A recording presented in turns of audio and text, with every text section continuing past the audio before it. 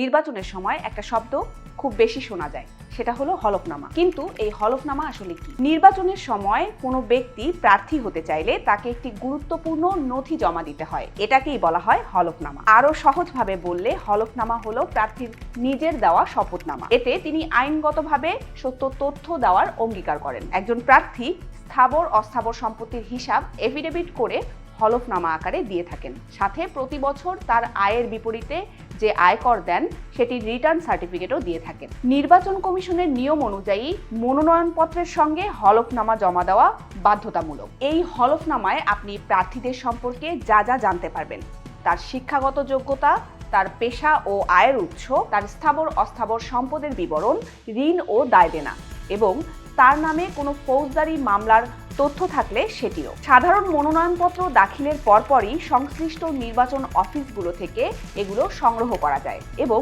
এর উদ্দেশ্য যাতে ভোটাররা তাদের ভোট দেওয়ার আগেই প্রার্থী সম্পর্কে একটি নির্দিষ্ট ধারণা পেতে পারেন। নির্বাচন কমিশন চাইলে এই তথ্য যাচাই বাছাই করে দেখতে পারেন। ভুল বা মিথ্যা তথ্য দিলে মনোনয়নপত্র বাতিলেরও সুযোগ থাকে। এবার আসি কিভাবে এই হলফনামা দেখবেন ভোটাররা। নির্বাচন কমিশন প্রার্থীদের হলফনামা নিজেদের ওয়েবসাইটে প্রকাশ করে। সেখান থেকে যে কেউ নিজ নিজ এলাকার প্রার্থীর তথ্য দেখতে পারবেন। ভোটের আগে অবশ্যই হলফনামা দেখে নিন, প্রার্থী বুঝে ভোট দিন।